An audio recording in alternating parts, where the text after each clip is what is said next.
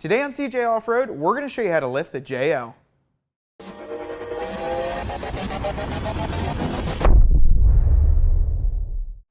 If you're looking to increase the suspension performance of your brand new JL Wrangler, then you're going to want to check out this ReadyLIFT SST 2.5-inch spacer lift fitting your 2018 JL Sahara and Sport models. This ReadyLIFT spacer kit comes with everything needed to get it bolted up on your JL Wrangler. It includes shock extensions, coil spring spacers, bump stops, new sway bar links, and all the necessary hardware to get it done. This is going to give you an OEM-like ride quality while allowing you to run 35-inch tall tires on your Sport or Sahara model. With that being said, let's get it installed on our 2018 Jeep Wrangler. Tools needed for this installation: a lift or jack and jack stands, 1/4-inch ratchet, 10mm socket, 1/2-inch ratchet, 13mm socket, 18mm socket, 21mm socket, 24mm socket, 1/2-inch box wrench, 13mm box wrench, 18mm box wrench, 21mm box wrench, and a trim removal tool.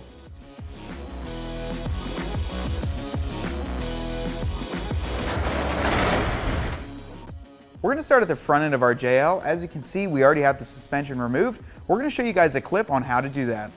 The first step of this installation is get your vehicle supported either by a lift or a jack and jack stands, and then we're going to start with the front end, get our wheels and tires pulled off so we can get to work.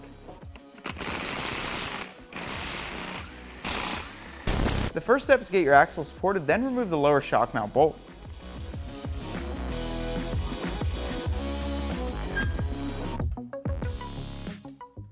After you pull your hardware out, I like to keep it in the same spot. We're going to be reusing this with the new shocks.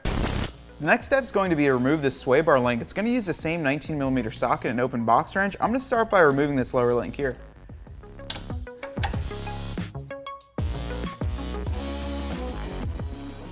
We're going to keep this hardware in the same place once again. Next step is going to be to remove this upper nut onto the stud. It helps if you use an impact, gets it off a little bit easier. Go ahead and pull this nut off the stud on your control arm. It holds on the bracket which attaches to your ABS and brake lines. You're going to reuse this bracket on the new control arm, so we'll pull it off now. Make sure you hold on to all the hardware you pull off. After you have the lower shock mount bolt removed, work your way to the top. This is actually an outboarded mount with a single stud. Go ahead and pull that off and you can completely remove your shock. Make sure you keep the hardware once again. On the passenger side of the vehicle, on the axle tube, you have your vacuum actuated disconnect. There's a little connector on the back here. Pull the red tab out towards you, push down and pull it out. We're going to actually remove the lines here by using a trim removal tool. That way when we sag the axle, it doesn't stretch these out and ruin them. There's a push pin right up here on the upper control arm bracket. We're going to get that one pulled out. There's another one right here on this little tab we're going to get out. We're going to go ahead and lower our axle, that way we can get the coil spring out of the way. Push the coil spring up a little bit and it'll pull right out towards you. After you have your front end disassembled, we're going to start with the coil spring here. First step is going to be to pull the isolator off. We'll get our new spacer right on there, put the isolator back up, then work onto the bump stop. Put the isolator back on top of the coil spring, grab your front coil spring spacer like so. You'll have the lip down, place it over the tube. You're going to slide your spring under it like that with the isolator on. Now before we slide this lower part on, I'm going to place the bump stop into it with this machined end facing up. That way we can get the hardware in. Just slide it right up on like that. As you can see, it just sets into place. Once we get the weight on the Jeep, this will sit nice and flush. We're going to put the hardware in the bump stop now. Go ahead and grab this Allen key hardware here. We're going to set it in through the top. It'll fall through the hole.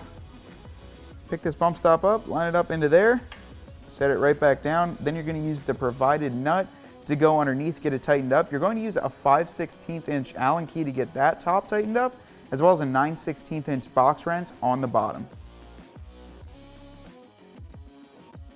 One of the nicest things about this nut, when you put it on, you actually don't have to get anything underneath. Hold it with your hand till it gets snugged up, then it'll self-tighten when you're doing the top Allen key bolt. One of the steps that we actually did previously is to remove the shock. You don't have to do this. We're going to reinstall it using the factory hardware. The lower part of the bracket is going to look like this. This top narrow end is where the factory shock mount is going to be. You're going to slide it in, that way it faces towards the front axle. It's going to slide over the shock mount.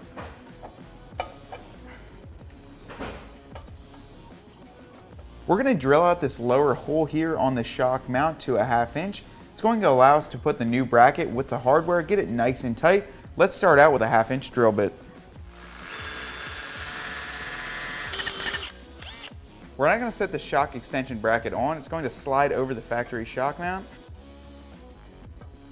Put the hardware in through the bottom, through that hole you just drilled out. Washer was on the bottom, put another one on the top here, and then your mechanical lock nut. I'm not going to get that tightened down at all yet. We're going to put the new bolt with the spacer inside here. We're going to use the grade 8 hardware included to go through this outer hole. Just get it started a little bit, then you can put the spacer inside there.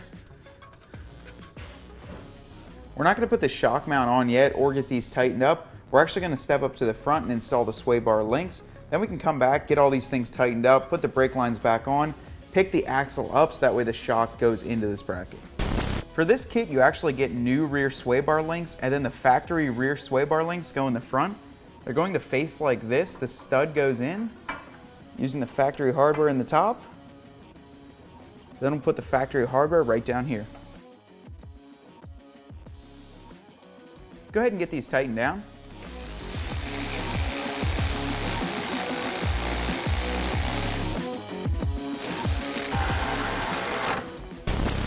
Slide the bracket behind there. Use the factory bolt.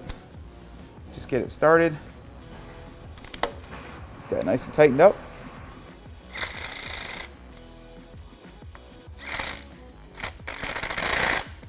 Slide this bracket back over the stud on the control arm.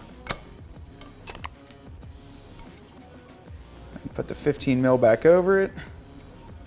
We actually found out that our shock wasn't fully extended. Grab an extra pair of hands, pull it down, and we got the bolt through. Repeat the exact same process on the other side, then we'll move on to the rear. With those last two brackets tightened up, this entire side is finished besides that shock mount. Move over to the passenger side, repeat the exact same process on that side. We'll get it lowered down before we can tighten down that shock mount, but until then, we're going to move on to the rear. As you can see, we already have the rear suspension removed. That's what we're going to tackle next. We're going to show you a clip now of how to remove your factory suspension on the JL. We've got the axle supported by our pull jacks here. We're going to remove the lower shock bolt and the sway bar links. Those are going to hold up the removal of the coil springs because it's not going to let the axle droop fully. Let's get started with this lower shock mount.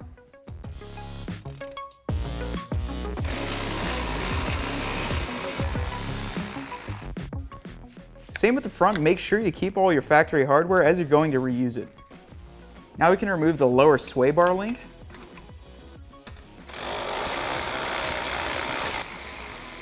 And then you can work on the upper one.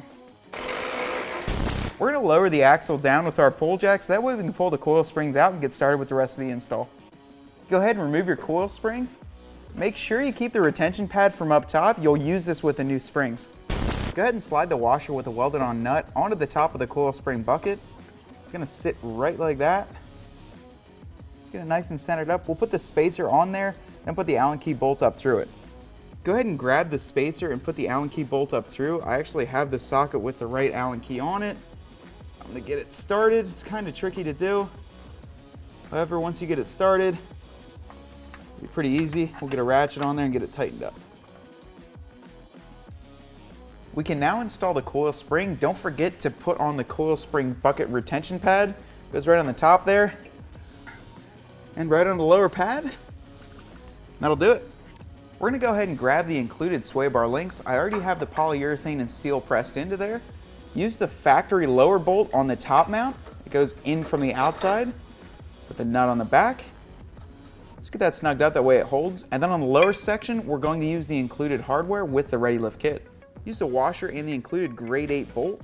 Go through from the inside towards the outside.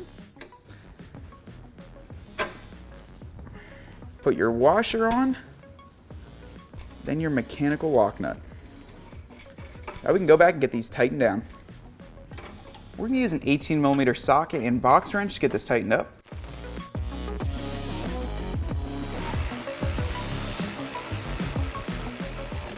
The lower bolt's going to change it up a little bit and use a 19mm box wrench with a 19mm socket.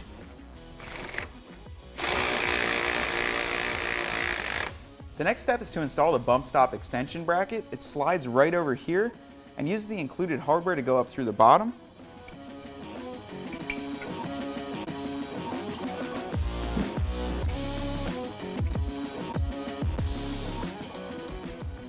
There's also another bolt and washer that goes on the back side.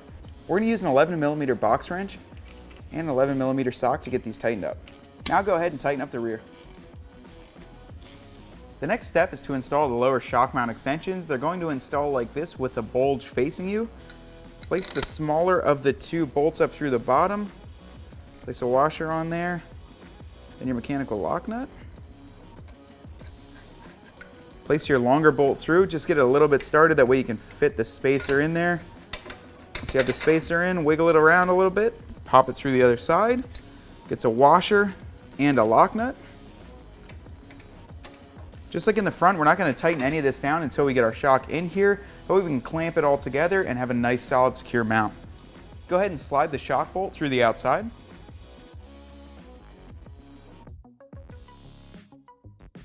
Now that everything's installed, we can go back through and tighten up all the bolts that went onto the shock extension. This top bolt's going to be an 18mm. Tighten down the provided bolt. This is going to be a 19mm socket and box wrench.